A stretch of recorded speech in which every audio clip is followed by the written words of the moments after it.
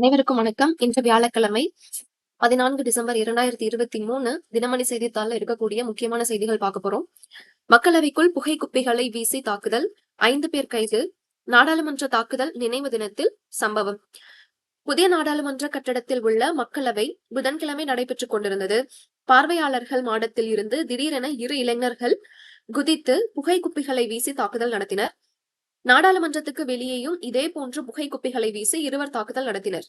2001 நாடாளுமன்றத்தில் பயங்கரவாத தாக்குதல் நடைபெற்ற 22ஆம் ஆண்டு தினத்திலும் வெளிநாட்டில் உள்ள காலிஸ்தான் பயங்கரவாதிகள் தாக்குதல் நடத்துவதாக எச்சரித்த தினத்திலும் நாடாளுமன்றத்தில் இந்த புகை குப்பிகள் தாக்குதல் நடைபெற்றுள்ளது.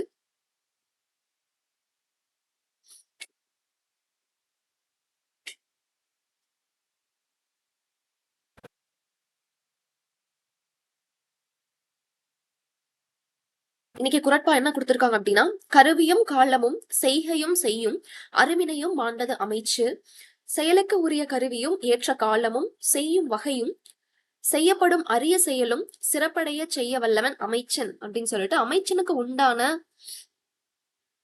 செயல்கள் என்னென்ன அப்படிங்கறத இந்த குரட்பா சொல்லியிருக்கு. கருவியும் காலமும் செய்கையும் செய்யும் அருவினையும் மாண்டது அமைச்சு. இந்த குரட்பா எந்த அதிகாரத்துல இடம் பெற்றிருக்கு அப்படின்னா அமைச்சு அப்படிங்கிற அதிகாரத்துல இடம் பெற்றிருக்கு.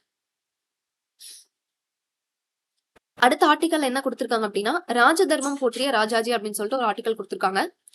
இலக்கிய இதிகாச புராணங்களில் ஞானம் மிகுந்தவர் ராஜாஜி. ரோமானிய அரசர் மார்க்ஸ் அரேலியஸ் எழுதிய மெடிடேஷன்ஸ் என்ற புத்தகத்தை ஆத்ம ஞானம் என்ற தலைப்பில் தமிழில் மொழிபெயர்த்தார். ராமாயணத்தையும் மகாபாரத்தையும் எளிய தமிழில் எழுதியவர். சில கதைகளையும் எழுதியவர். அவர் கதைகளில் ஒன்றான திக்கற்ற பார்வதி திரைப்படமாக வந்தது. ராஜாஜியின் உவமைகள் புத்தகமாக வெளிவந்திருக்கிறது. சொற்களை மிகவும் நயமாக பயன்படுத்தியவர். ராஜாஜி எழுதிய வியாசர் விருந்து புத்தகத்தை மகாபாரதத்தின் சுருக்கம் அது மலிவு பதிப்பாக வெளிவந்தது.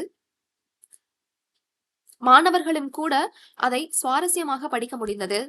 அதில் 18 நாள் குருஷேக்ஷித்திர போர்களை காட்சிகள் கூட ரசித்து படிக்கும்படியாக இருந்தது. பகவத்கீதையை ஆராய்ச்சி செய்து விளக்கிய எழுதியவர் ராஜாஜி. அதேபோல் ராமாயணத்தை சக்கரவர்த்தி திருமகன் என்ற பெயரில் கல்கி இதழில் தொடராக எழுதினார். பின்னர் அது புத்தகமாக வந்தது. அவர் இந்தியாவின் முதல் கவர்னர் ஜெனரல் என்ற பெருமையை பெற்றார். ராஜாஜி பதவி பற்றியெல்லாம் கவலைப்படாதவர். யாருமே பெரிய பதவி வகித்த பிறகு சற்றே குறைவான பதவியை ஏற்க விரும்ப மாட்டார்கள். ஆனால் கவர்னர் ஜெனரலாக இருந்த ராஜாஜி சென்னை மாகாண அரசியல் இக்கட்டான நிலையில் இருந்தபோது முதலமைச்சராக பொறுப்பை ஏற்றார். அரசியலிலும் ஆன்மீகமும் என்ற பேச்சு அடிக்கடி பேசப்படுகிறது. அரசியல் ஆன்மீகம் இரண்டையும் தமிழ்நாட்டில் இணைத்தவர்கள் முக்கியமான 2 பிரமுகர்கள். ஒருவர் ராஜாஜி, இன்னொருவர் முத்துராமலிங்க தேவர். தேசியம் தெய்வீகம் இரண்டும் இந்த இருவருக்கும் 2 கண்கள். ஆன்மீகத்தில் இருந்த அரசியல் விலகிவிடக் கூடாது என்றே சொல்லி வந்தவர்கள் இந்த இருவரும்.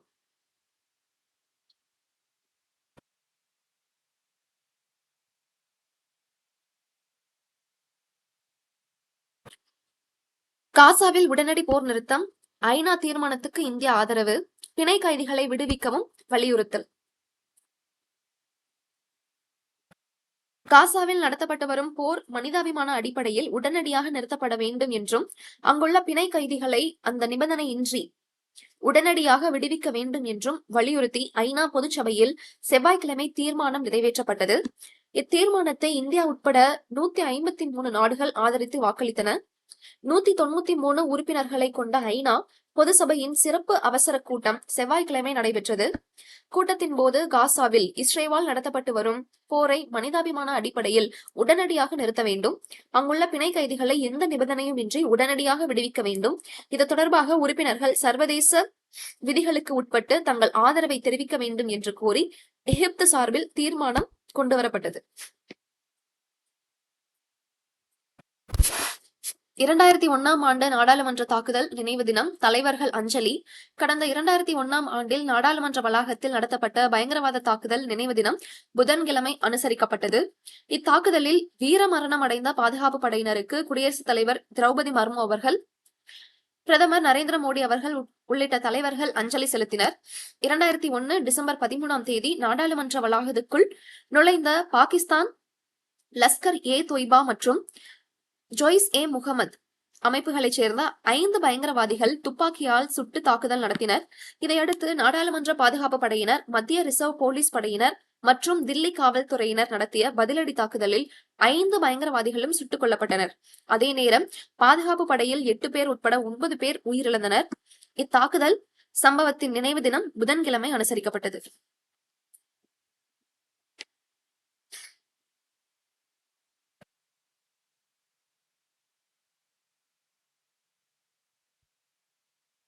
விளையாட்டு செய்திகள் என்ன கொடுத்திருக்காங்க அப்படின்னா, இந்தியா தென்னாப்பிரிக்கா இன்று கடைசி T20 மோதல். இந்தியா தென்னாப்பிரிக்கா மோதும் T20 தொடரின் 3வது மற்றும் கடைசி ஆட்டம் ஹோமன் நஸ்பர்கில் வியாழக்கிழமை நடைபெறுகிறது.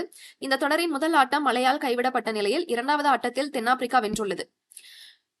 இந்தியா இங்கிலாந்து மகளிர் டெஸ்ட் இன்று தொடக்கம்.